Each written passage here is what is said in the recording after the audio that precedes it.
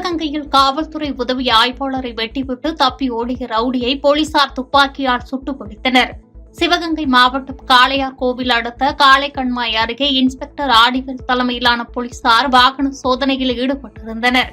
அப்போது அவ்வழியே காரில் வந்த திருப்பாச்சேத்தி அருகே கச்சா நத்தத்தை சேர்ந்த ரவுடி அகிலனை சோதனையிட முற்பட்டனர்.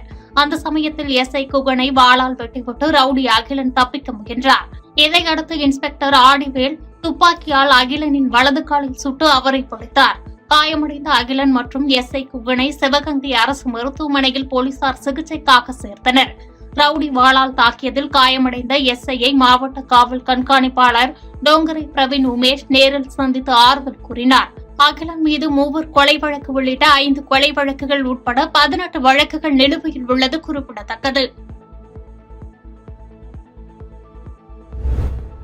திருப்பூர் மாவட்டம் அவிநாசி அடுத்த குன்னத்தூரில் அத்திக்கடவு அவிநாசி திட்டத்தின் மூலம் நீரேற்றம் செய்யப்பட்டு குன்னத்தூர் ஏரியில் நீர் நிரப்பப்படுவதை தமிழ் வளர்ச்சி மற்றும் செய்தித்துறை அமைச்சர் சாமிநாதன் அவர்கள் இன்று மலர்தூவி வரவேற்றார். உடன் திருப்பூர் மாவட்ட ஆட்சித்தலைவர் கிறிஸ்துராஜ் மற்றும் கட்சி நிர்வாகிகள் நிகழ்ச்சியில் பங்கேற்றனர். சென்னை நந்தம்பாக்கத்தில் உள்ள வர்த்தக மையத்தில் தமிழ்நாடு கண் மருத்துவர்கள் சங்கத்தின் 71வது கருத்தரங்கம் தொடங்கியது. 3 நாட்கள் நடைபெறும் இந்த கருத்தரங்கத்தை அமைச்சர் மா சுப்பிரமணியம் தொடங்கி வைத்தார். இதில் இந்திய கிரிக்கெட் வீரர் அஸ்வின் சிறப்பு விருந்தினராக கலந்து கொண்டார். தொடர்ந்து நிகழ்ச்சியில் உரையாற்றிய மருத்துவ மற்றும் மக்கள் நல்வாழ்வுத்துறை அமைச்சர் மா சுப்பிரமணியம், மருத்துவத்துறையில் தமிழகம் சிறந்து விளங்குகின்றது. தமிழ்நாட்டில் உள்ள மருத்துவ திட்டங்கள் வேறு எங்கும் கிடையாது என்று பெருமிதம் கொண்டார். தொடர்ந்து பேசிய இந்திய கிரிக்கெட் அணி வீரர் ரவிச்சந்திரன் அஸ்வின், கொல்கத்தாவில் பாதிக்கப்பட்ட இளம் பெண்ணுக்காக மருத்துவர்கள் ஒன்றிணைவது கண்டு மகிழ்ச்சி அடைவதாக தெரிவித்தார். தமிழகத்தில் கடந்த ஆண்டு மட்டும் 6 லட்சம் பேர் இலவசமாக கண்மாற்று அறுவை சிகிச்சை செய்துள்ளனர். தமிழகம் கண் மருத்துவத்தில் உலகில் முதலிடத்தில் உள்ளது. தற்போது நிலவும் சுற்றுச்சூழல் மாசுபாட்டினால் கண்களுக்கு எப்போதும் அலர்ஜி உண்டாகும் அபாயம் உள்ளது என்று தமிழ்நாடு மருத்துவர் சங்கத்தின் புதியதாக பொறுப்பேற்றுள்ள அருள்மொழிவர்மன் செய்தியாளர்கள் சந்திப்பில் தெரிவித்தார். முக்கியமாக பார்க்க வேண்டியது தமிழ்நாடு தான் கண் மருத்துவத்திலேயே உலகத்திலேயே முதன்மையாக இருக்குதுன்னு சொல்லிக்கலாம். உலகத்திலேயே 2வது கண் மருத்துவமனை தமிழ்நாடு தான் ஆரம்பித்தது, சென்னையில் தான் ஆரம்பித்தது. அது கவர்மெண்ட் ஐ ஹாஸ்பிட்டல் தான் இருந்திருக்கு. நம்ம ஊரில் ஸ்டேட்டில் பல பிரபலமான புகழ் வாய்ந்த கண் மருத்துவமனைகள் இருக்கின்றன. அரவிந்த் ஐ ஹாஸ்பிட்டல் இருக்குது, சங்கர் நேத்ராலயா இருக்குது. அதுக்கு ஈக்குவலாக பலர் சின்ன சின்ன ஆஸ்பத்திரிகள் இருக்குது, பெரிய ஆஸ்பத்திரிகள் இருக்குது. எல்லா விதத்துலேயும் கண் மருத்துவத்தில் தமிழ்நாடு தான் உலகத்திலேயே முதன்மையாக இருக்குதுன்னு ரொம்ப தைரியமாக சொல்லிக்கலாம். மருத்துவ மாணவி கொலை வழக்கில் கண்டனத்தை தெரிவித்துள்ளதாக பாஜகவின் உறுப்பினர் குஷ்புவிற்கு தூத்துக்குடி எம்பி கனிமொழி பதிலளித்துள்ளார். தூத்துக்குடி சுந்தரவேல்புரம் 2வது தெருவில் புதியதாக அமைக்கப்பட்டுள்ள அங்கன்வாடி மைய கட்டிட திறப்பு விழா இன்று நடைபெற்றது. இதில் தூத்துக்குடி நாடாளுமன்ற உறுப்பினர் கனிமொழி கலந்து கொண்டு அங்கன்வாடி மையத்தை திறந்து வைத்தார். அதன் பின்பு செய்தியாளர்களை சந்தித்த அவர், மேற்குவங்க மருத்துவக் கல்லூரி மாணவி பாலியல் வன்கொடுமை செய்து கொலை செய்யப்பட்டுள்ளார். இது தொடர்பாக தான் கண்டனத்தை தெரிவித்துள்ளதாக பாஜகவின் உறுப்பினர் குஷ்புவிற்கு தூத்துக்குடி எம்பி கனிமொழி பதிலளித்துள்ளார். இல்லையே, நான் சொல்லியிருக்கேன், ட்வீட் பண்ணியிருக்கேன். சமூக ஏங்க போய் செக் பண்ணுங்க போட்டிருக்கேனா இல்லையான்ட்டு. யாரு அவங்கள போய் செக் பண்ண சொல்லுங்க, அப்புறமா பேசுவோம்.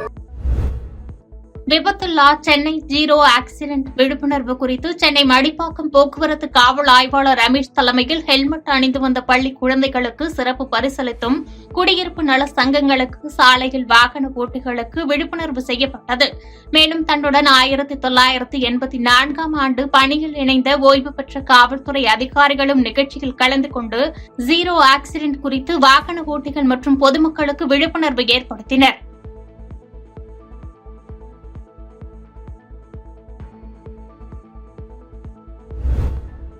இறங்குவதற்கு முன் பேருந்து இயக்கியதால் பார்வையற்ற தம்பதியர் கீழே விழுந்த விவகாரத்தில் புகாரின் அடிப்படையில் நடத்துனர் மற்றும் ஓட்டுநரை பணியிடம் நீக்கம் செய்யப்பட்டுள்ளனர்.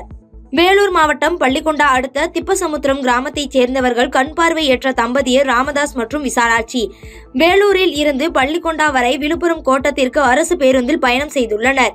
இந்நிலையில் பேருந்து பள்ளிகொண்டா வந்தவுடன் இருவரும் பேருந்தில் இருந்து இறங்குவதற்கு முன் ஓட்டுநர் பேருந்து இயக்கியதால் விசாலாட்சி பேருந்தில் இருந்து கீழே விழுந்துள்ளனர்.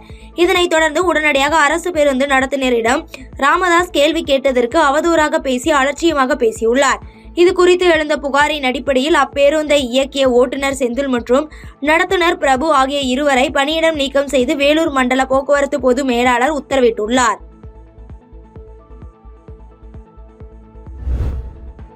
திருவாரூர் அருகே கொலை வழக்கில் தொடர்புடைய ரவுடி காவலரை தாக்கி தப்பிக்க முயன்றபொழுது அவரை காலில் சுட்டு காவல்துறையினர் பிடித்துள்ளனர். திருவாரூர் மாவட்டம் களப்பால் கிராமத்தில் கடந்த 9ஆம் தேதி முன்பகை காரணமாக மாரிமுத்து என்பவரை 3 பேர் கொண்ட கும்பல் நடுரோட்டில் அரிவாளால் வெட்டி படுகொலை செய்தனர். இந்த வழக்கில் ஒரு பெண் உட்பட 6 பேர் கைது செய்யப்பட்ட நிலையில் மேலும் பல நபர்களை இந்த வழக்கில் காவல்துறையினர் தேடி வந்தனர். இந்த நிலையில் நீடாமங்கலம் அருகே ரவுடி இருப்பதாக நீடாமங்கலம் உதவி ஆய்வாளர் சந்தோஷ்குமாருக்கு தகவல் கிடைத்துள்ளது.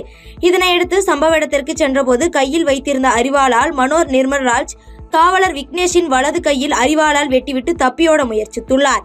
இதனைத் தொடர்ந்து தப்பியோட முயற்சித்த மனோர் நிர்மல்ராஜை உதவி ஆய்வாளர் தன் கையில் வைத்திருந்த துப்பாக்கியால் ரவுடியின் வலது காலில் சுட்டு பிடித்துள்ளார்.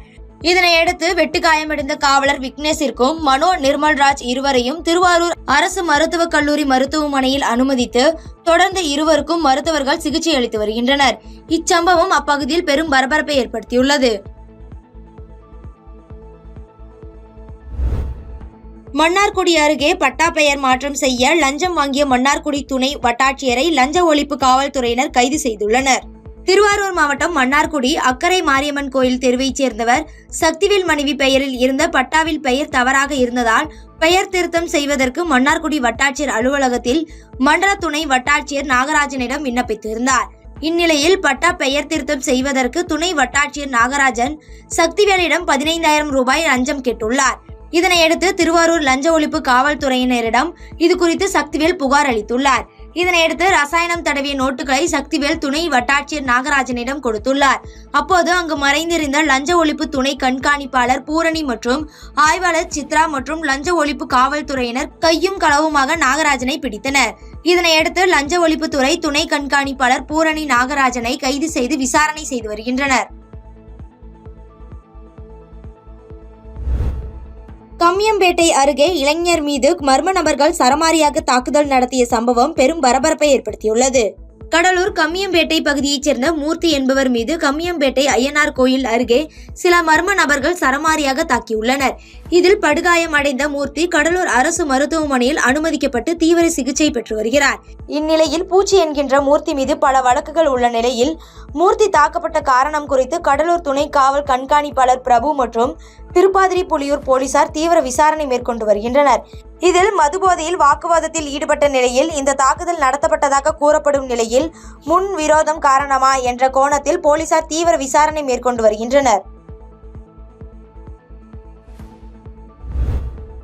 கரூர் நில மோசடி வழக்கில் சிபிசிஐடி அலுவலகத்தில் கையெழுத்திட்டு வந்த நபர் மீது 5 பேர் கொண்ட மர்ம கும்பல் தாக்குதல் நடத்திய சிசிடிவி காட்சிகள் வெளியாகி அதிர்ச்சியை ஏற்படுத்தியுள்ளது. கரூரில் நில மோசடி வழக்கில் முன்னாள் அமைச்சர் MR விஜயபாஸ்கர் தற்போது ஜாமீனில் கையெழுத்திட்டு வரும் நிலையில் அவருடைய ஆதரவாளரான வாங்கல் குச்சிப்பி பாளையத்தை சார்ந்த பிரவீன் என்பவர் சிபிசிஐடி அலுவலகத்தில் கையெழுத்திட்டு வந்துள்ளார். இந்நிலையில் கையெழுத்து போட்டுவிட்டு ரெட்டிப்பாளையம் அருகே சென்றபொழுது காரில் வந்த மர்ம கும்பல் பிரவீனை சரமாரியாக தாக்கி முன்னாள் அமைச்சர் விஜயபாஸ்கரையும் உன்னையும் சும்மா விடமாட்டோம் என மிரட்டி கடுமையாக தாக்கியுள்ளனர்.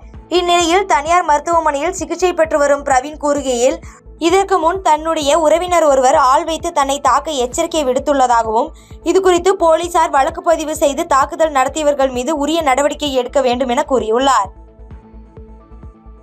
பாதகம் செய்பவரை கண்டால் நாம் பயங்கொள்ளலாகாது பாப்பா, மோதி மிதித்து விடு பாப்பா, அவர் முகத்தில் உமிழ்ந்து விடு பாப்பா. அண்மை செய்திகளை உடனுக்குடன் தெரிந்து கொள்ள இணைந்திருங்கள் இயம்நாடு தொலைக்காட்சியுடன்.